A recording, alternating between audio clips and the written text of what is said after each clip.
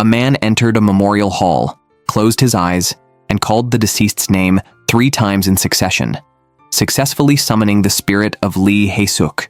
The man was an underworld messenger tasked with guiding departed souls to heaven or hell. A subway train arrived on schedule. Lee Hae-sook boarded the train, which soon reached a dark station symbolizing hell.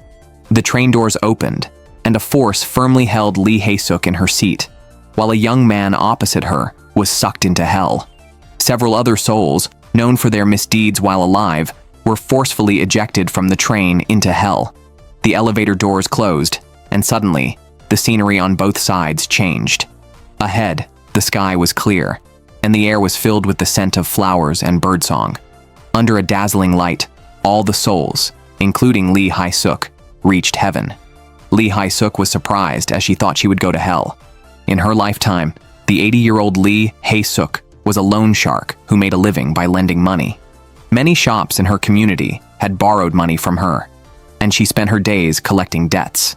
When encountering debtors who intentionally avoided paying, she and her assistant, Lee Young-ae, would stage death threats.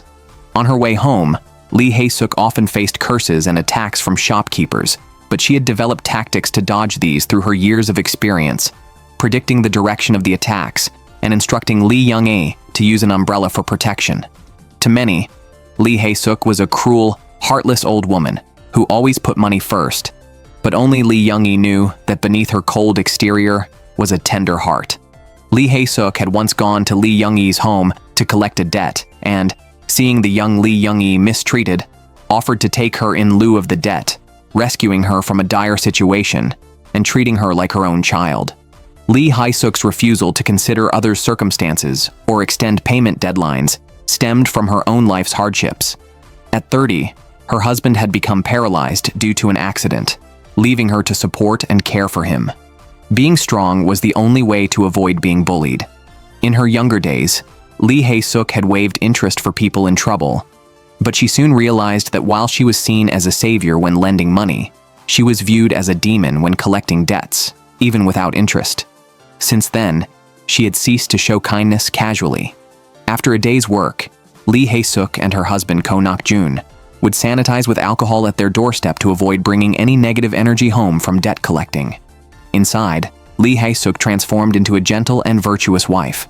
For years, she devotedly cared for Nak-Joon, with whom she shared a deep bond. Even at 80, they never ran out of things to say to each other, always expressing their love openly. The next day, Lee Hae-sook continued debt collecting with Lee Young-ae. Upon arriving at a debtor's home hosting a funeral, Lee Young-ae felt compassion, but Lee Hae-sook maintained that everyone has their own hardships.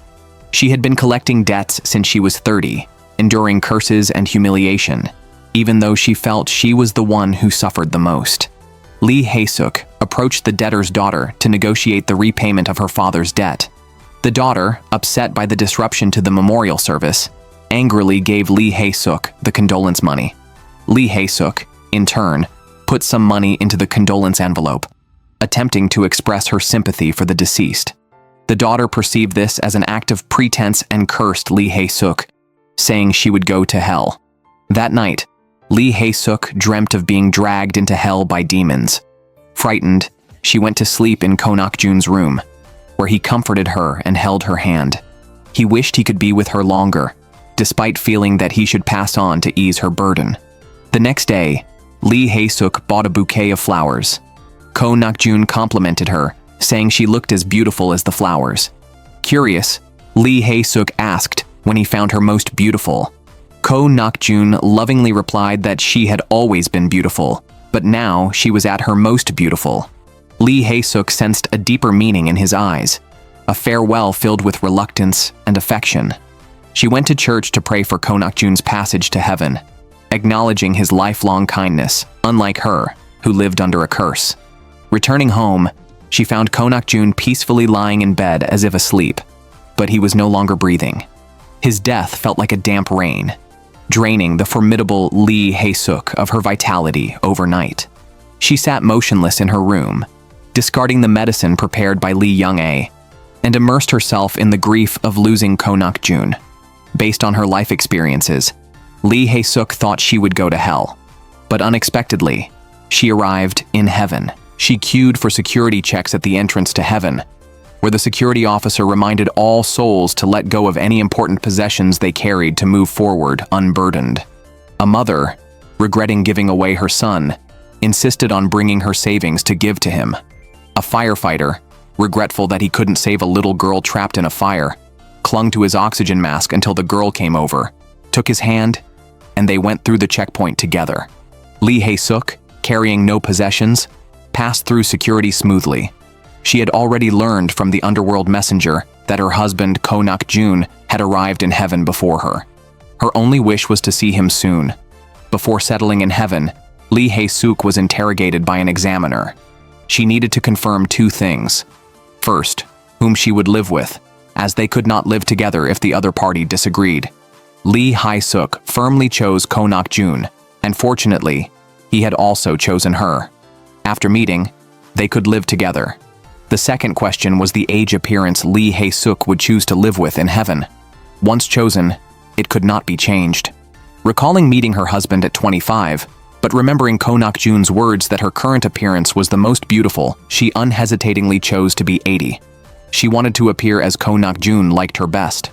After the review process, Lee Hae-sook finally arrived at her destination. She walked forward and saw a house appear before her, the ideal home Nak-Joon had once described to her, with her favorite trumpet vines at the door and a nameplate with both their names. Seeing that Nak-Joon had already set up their home, she rang the doorbell with a nervous heart. A man came out from the room, the Nak-Joon she had longed for. But when Nak-Joon turned to face her, her smile froze on her face, because Nak-Joon had chosen his younger appearance. Nak-Joon quickly came to terms with the reality after a moment of shock. He took Lee Hae-sook to a park and had her sit on a bench to watch him run and jump around. Lee Hae-sook remembered asking Nak-Joon during their lifetime what he would like to do if he ever recovered his health, to which he had responded that he wanted to run until he was out of breath. Breathless, Nak-Joon returned to Lee Hae-sook and lifted her to show his strength. However, an intrusive comment suddenly spoiled the mood, asking if they looked like a well-matched mother and son. Unhappy, Lee Hae-sook asked to go home. On seeing her aged reflection in the mirror, she could no longer contain her anger, covered the mirror, and refused Nak-Joon's company, opting to go out alone for some air. Seeing groups of vibrant young people on the grass, Lee Hae-sook looked at her withered hands. The heavenly dream that made everyone happy seemed to trap only her in an aged body, and tears of bitterness fell. To her, this was not heaven, but hell. After her walk, Lee Hae-sook returned home to find Nak-Joon cheerfully making the bed. Unable to share a bed with the youthful Nak-Joon, while in her elderly body, she decided to sleep separately, as they had done during their lives. Nak-Joon, sensing his wife's unusual mood, asked if she had any concerns. To avoid burdening him, Lee Hae-sook hid the fact that it was his comment that had made her choose to remain 80 years old. She falsely claimed she had mistakenly written the wrong age. In a moment of urgency, Nak-Joon blurted out that everyone here was reliving their youth except her, who was an old, wrinkled person.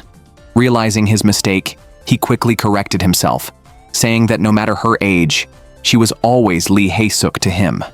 Despite his words, Nak-Joon's attempt did not console Lee Hae-sook, and she spent the night heavy-hearted. The next day, Nak-Joon took Lee Hae-sook to his workplace at the Heaven Support Center. The couple arrived intimately, but Lee Hae-sook felt curious about things along the way, yet struggled with the frequent odd looks from passers-by. She was the only elderly person on the streets, making her feel out of place. While Nak-Joon went to work, Lee Hae-sook attended a welcome meeting in the adjacent hall. She warmly greeted a little girl sitting in front of her, thinking the woman beside her was the girl's mother. However, it turned out the little girl was the woman's mother-in-law in her previous life. The woman, who had been seriously ill and disdained by her husband's mother, was lovingly cared for by her mother-in-law. As she neared her end, she wished that if there was a next life, her mother-in-law could be her child, so she could take care of her. Now, in heaven, their wishes were fulfilled, resolving the woman's earthly obsessions. Moved by the story, Lee Hae-sook realized that perhaps everyone comes to heaven with their obsessions. Seeing Nak-Joon, Lee Hae-sook wanted to wave but felt ashamed of her aged arms and thought about sneaking away. Nak-Joon called out loudly for his wife and took Lee Hae-sook to dine at a restaurant where no money was needed. Just a scan of the back of the hand, using one's good deeds accumulated on Earth to pay for meals. Lee Hae-sook, thinking she wouldn't be able to pay as a supposed wicked person, was delighted when the payment went through, and she laughed joyfully. Nak-Joon, infected by her laughter, complimented her for still being as adorable as ever. As they walked home in the sunset, Nak-Joon shared how, lying in bed for many years, he had longed to take a walk with Lee Hae-sook as he watched the seasons change outside his window. Unfortunately, from youth to old age, this wish had never been fulfilled.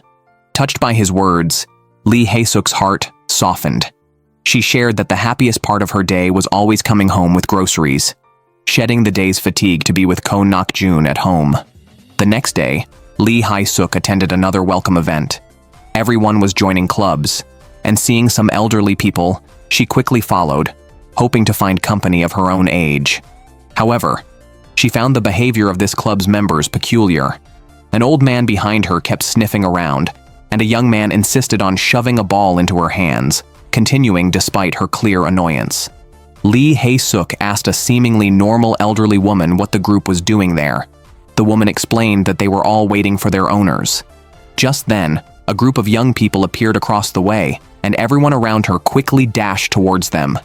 Lee Hae-sook watched in astonishment as the running figures transformed into dogs, realizing that these had been dogs in their previous lives, waiting to reunite with their owners. There were also 3 stray dogs that during their lives were caught near trash bins and taken to a shelter, waiting to be adopted.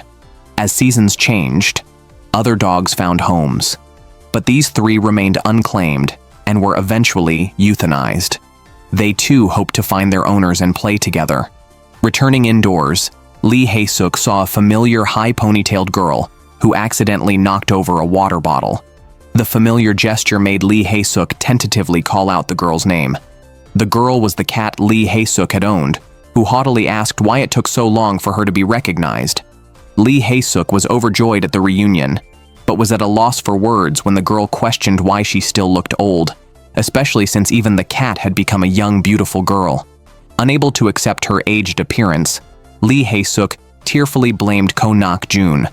To resolve her distress, Nak-Joon took her to change her age, but the staff clearly stated that once confirmed, it couldn't be changed. Lee Hae-sook inquired if Nak-Joon's age could also be changed to 80.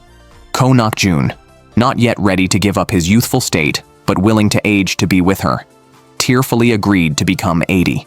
In the end, Lee Hae-sook softened, decided against the inquiry, and chose to maintain their appearance as an older wife and younger husband. On the way home, Nak-Joon apologized, admitting that both in life and now, he had been selfish. He then revealed a secret. Despite Lee Hae-sook's efforts to keep it hidden, he had known about her loan sharking business, used to support their family. This knowledge came from a masseuse who treated him and described the harsh attacks Lee Hae-sook endured from shopkeepers. He felt pity for Lee Hae-sook, who, as a frail woman, shouldered the burdens of life, and all he could do was remind her to carry an umbrella. The hardships and curses Lee Hae-sook faced in life seemed redeemed at this moment. She and Nak-Joon embraced tightly, a connection that convinced her this was indeed heaven. Nak-Joon led Lee Hae-sook home, promising a surprise. At their doorstep, he excitedly showed a wall he had elaborately decorated for a confession.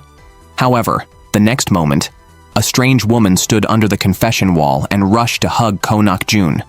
Nak-Joon was momentarily irrational, and Lee Hae-sook, unable to contain her anger, stepped forward and grabbed the hair of both Nak-Joon and the woman.